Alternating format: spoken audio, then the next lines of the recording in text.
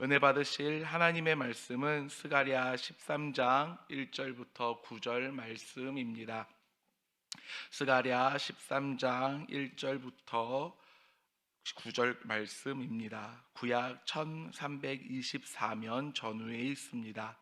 스가랴 13장 1절에서 9절 말씀을 함께 합독하겠습니다. 그날에 죄와 더러움을 씻는 셈이 다윗의 족속과 예루살렘 주민을 위하여 열리리라. 만군의 여호와가 말하노라. 그날에 내가 우상의 이름을 이 땅에서 끊어서 기억도 되지 못하게 할 것이며 거짓 선지자와 더러운 귀신을 이 땅에서 떠나게 할 것이라.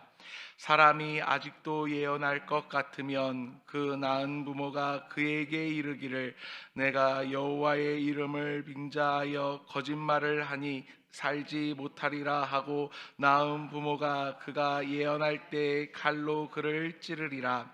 그날에 선지자들이 예언할 때에 그 환상을 갖기 부끄러워할 것이며 사람을 속이려고 토롯도 입지 아니할 것이며 말하기를 나는 선지자가 아니요 나는 농부라 내가 어려서부터 사람의 종이 되었노라 할 것이요 어떤 사람이 그에게 묻기를 내 두 팔 사이에 있는 상처는 어찌 됨이냐 하면 대답하기를 이는 나의 친구의 집에서 받은 상처라 하리라. 만군의 여호와가 말하노라. 가라 깨어서 내 목자 내 짝된 자를 치라. 목자를 치면 양이 흩어지려니와 작은 자들 위에는 내가 내 손을 들이우리라. 여호와가 말하노라. 이 온 땅에서 3분의 2는 멸망하고 3분의 1은 거기 남으리니 내가 그 3분의 1을 불 가운데에 던져 은같이 연단하며 금같이 시험할 것이라.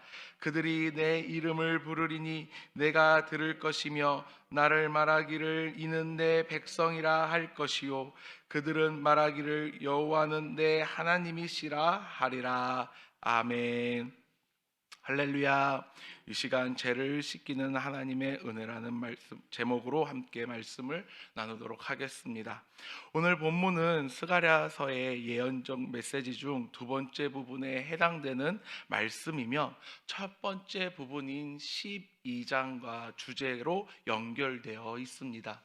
12장에서 메시아의 죽음과 언약 백성의 회개에 대해 말하고 있다면 오늘 본문은 그 회개에 대한 하나님의 응답을 말씀하고 계십니다. 우리가 사는 이 세상은 죄와 더러움이 일상처럼 스며든 곳입니다. 개인적으로든 가정적으로든 그리고 교회적으로도 사회적으로도 완전함이라기보다는 흠 있음이 더 익숙한 것이 오늘날 우리가 살아가고 있는 현실입니다. 그리고 그것을 인정하고 마주하는 것은 결코 쉬운 일이 아닙니다. 그렇기 때문에 세상 사람들은 자신들을 가리켜 죄인이라고 이야기하지 않으며 그리스도인들이 기독교인들이 스스로 죄인이라고 말하는 건 역시 이해하지 못합니다.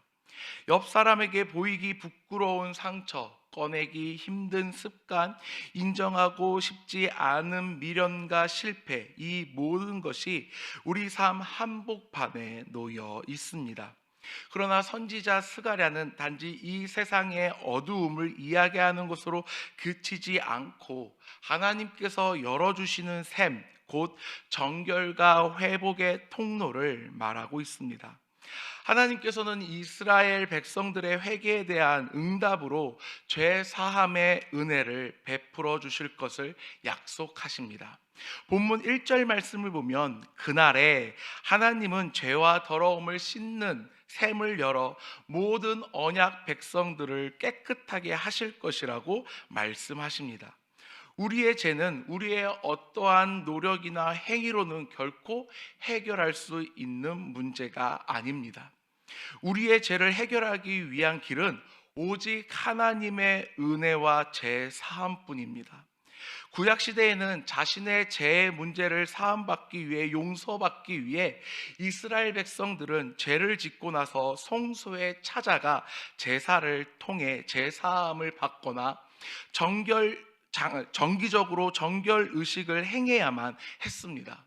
하지만 제사와 정결 의식을 통한 죄사함은 그때 당시 자신이 지었던 죄에 대한 문제와 용서뿐이었습니다. 하지만 예수 그리스도의 보혈로 십자가의 사건을 통해 단번에 우리는 정결하게 되었습니다. 누구든지 예수 그리스도를 믿는 자는 단번에 제사함을 받게 되었고, 이것이 하나님께서 우리에게 주신 은혜이며 사랑입니다. 우리는 더 이상 과거의 죄악으로 인해 낙심하며 좌절할 필요가 없습니다. 낭망할 필요가 없습니다. 더 이상 죄의 건세가 우리를 억압하고 정죄하지 않습니다. 그리스도의 보혈이 우리를 죄에서 자유롭게 하셨다는 사실을 우리는 늘 기억해야 합니다. 우리가 죄의 문제로 흔들릴 때마다 우리는 우리를 구원하신 예수님의 십자가의 은혜를 바라보아야 하며, 그 십자가의 은혜로 죄의 건세에서 자유함을, 해방함을 받았다라는 사실을 기억하며 늘 하나님께 감사함으로 나아가야 합니다. 하나님께서는 이스라엘의 회복을 말씀하시면서 공동체 안에 일어날 변화들을 말씀하고 계십니다. 회복의 날이 오면 주의 땅에서 모든 우상의 이름이 사라지고, 또한 거짓 선지자들이 완전히 사라질 것을 말씀하고 계십니다. 우상이 사라지며 거짓 선지자들이 완전히 사라진다라는 것은 하나님의 언약 공동체를 정결하게 하시고 그들 가운데 더 이상 악한 영이 자리 잡지 못하도록 역사하시겠다라는 말씀입니다. 또한 하나님의 백성들의 마음 깊숙이 자리 잡고 있던 거짓된 것들까지도 제거하시어 그들을 새롭게 하신다라는 의미가 있습니다. 하나님은 자신의 욕망에 따라 우상을 섬겼던 이스라엘 백성들에게 거짓과 우상을 제거함으로써 참된 예배자로 서게 하십니다. 하나님께서는 이스라엘 백성들이 가나안 땅에 들어가기 전 광야에서부터 모세를 통해 말씀하셨습니다. 가나안 땅에 있는 이방인들이 섬겼던 우상을 배제하고 그들을 마음에 품지 말라고 말씀하시며 그들의 문화까지도 철저히 배제하라고 말씀하셨습니다.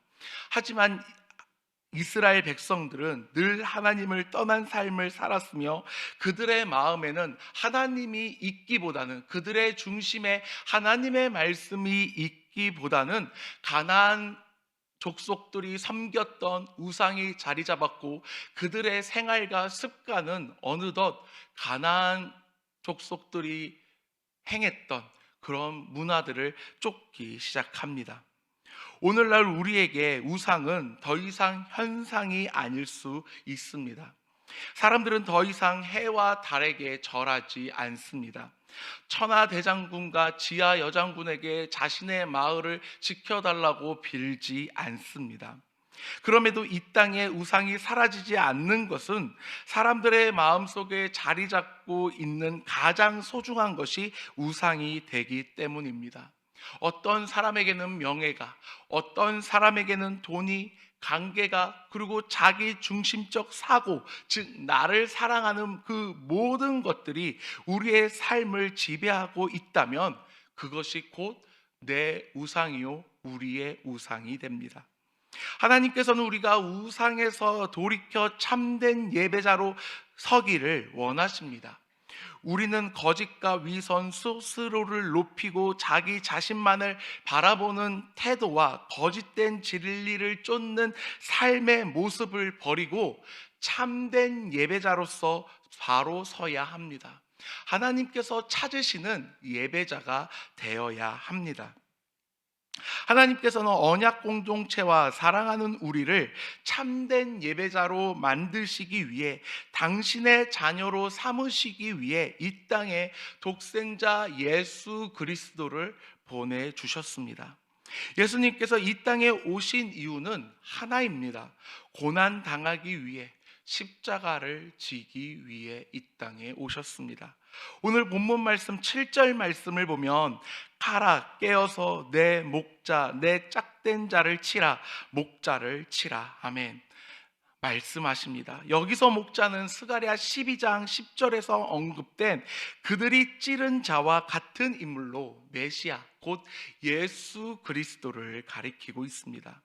예수님께서는 나를 구원하기 위해 우리를 구원하기 위해 이 땅에 가장 낮은 자의 모습으로 오셨습니다.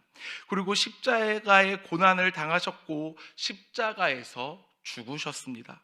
예수님의 죽으심은 하나님의 주권이며 우리를 사랑하시는 하나님의 은혜입니다. 우리가 하나님의 은혜와 예수님의 사랑을 받았다면 우리는 참된 예배자의 모습으로 살아가야 합니다. 그리고 그렇게 살아가기 위해 내 마음의 중심에 우리 마음의 중심에 예수님을 모셔야 합니다. 내 가장 소중한 것이 나이며 세상적인 것이라면 그것들을 내려놓음으로 인하여 내 중심에 예수 그리스도를 모시고 하나님을 모심으로 참된 예배자가 되는 우리 사랑하는 인천교회 모든 성도 여러분들이 되길 축복합니다. 계속해서 하나님께서는 말씀을 통해 말씀하고 계십니다. 칼이 목자를 치면 양떼가 흩어지겠지만 그 가운데 있는 어린 것들은 손을 펴서 지키시겠다고 말씀하십니다. 여기서 어린 것은 참 목자를 따르는 신실한 자들을 말하고 있습니다. 하나님께서는 메시아의 죽음 이후 흩어진 양들 가운데서 3분의 2는 멸망하고 3분의 1만이 살아남는다고 말씀하십니다. 그리고 그 살아남는 자들은 불 속에 던져 연단하시고 정금처럼 시험하여 정결하게 하시고 친밀한 관계를 회복하실 것이라고 말씀하고 계십니다. 사랑하는 성도 여러분, 우리는 어려운 일을 겪을 때 혹은 환난 중에 있을 때에 강야에 있다라는 표현을 자주 사용합니다. 우리가 강야에 있다고 표현하는 것은 이스라엘 백성들이 가나안 여정이 결코 쉬운 길이 아니었기 때문입니다. 이스라엘 백성들은 광야에서 연단받으며 하나님의 백성으로 거듭나게 되고 애굽에서 가져왔던 그들의 종교와 문화와 습관을 광야에서 하나씩 버려나가며 그들의 조상들이 섬겼던 하나님에 대해 배우기 시작합니다. 그렇기 때문에 그들이 걸어가야 했던 광야의 길은 결코 쉬운 길이 아니었습니다. 하지만 광야를 지났기에 그들은 가나안 땅으로 들어갈 수 있게 됩니다. 시험을 잘 보기 위해서는 공부를 잘하는 친구든 공부를 잘 못하는 친구든 책상에 앉아 공부를 해야 합니다.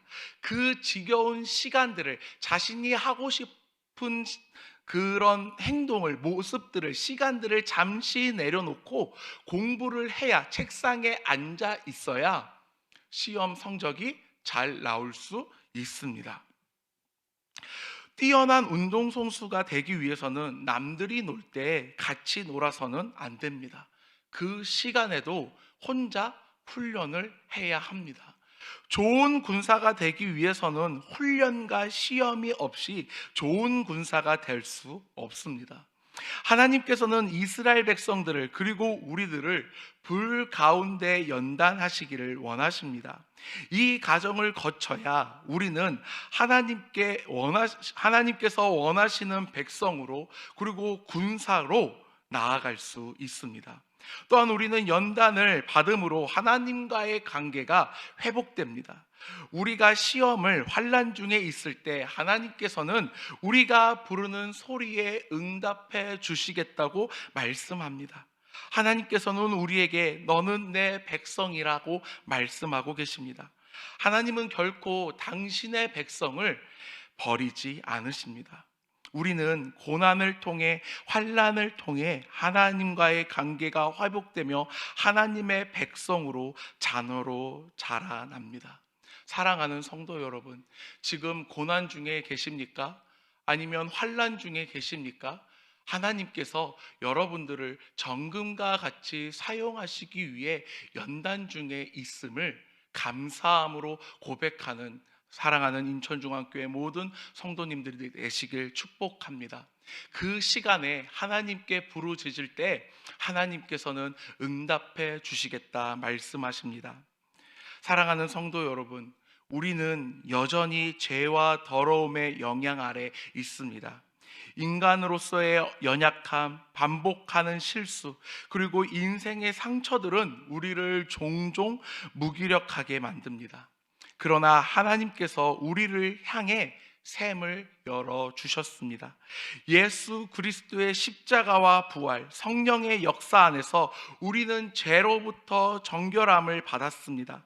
그리고 이 은혜는 우리의 노력이나 자격이 아닌 오직 하나님의 은혜입니다. 이제 우리가 해야 할 것은 그 샘 앞에 겸손히 나아가는 삶입니다. 매일 아침 그리고 매일의 삶 속에 우리를 정결케 하신 하나님께 나아가고 거짓과 위선이 아닌 진정성 있는 신앙과 삶으로 나아가야 합니다. 또한 우리의 삶이 연단의 가정 속에 있을 때 그 고난을 회피하기보다는 하나님이 그것을 통해 우리를 연단하신다는 믿음으로 나아가야 합니다. 그럴 때 하나님께서는 연단된 우리를 당신의 자녀들을 내 백성이라고 부르십니다.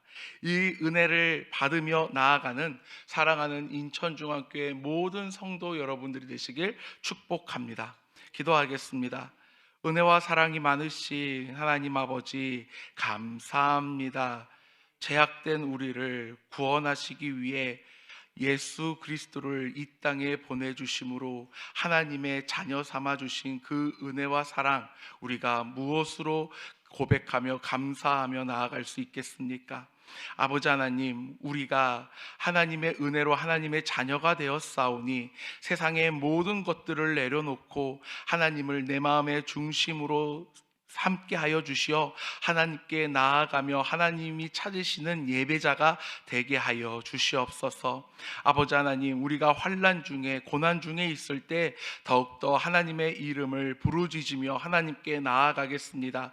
우리의 부르짖는 그 소리를 들으시고 응답하여 주시옵소서. 이 시간 하나님께 예물 드린 귀한 손길이 있습니다. 이 예물을 받아 주시옵시고 마음의 소원을 하나님께서 들어주시옵소서. 그 기도 제목을 놓고 기도할 때 하나님께서 들어주시고 응답하여 주시고 이루어 주시옵소서. 감사합니다. 모든 영광 아버지 하나님께 올리며 예수님의 이름으로 기도드립니다. 아멘.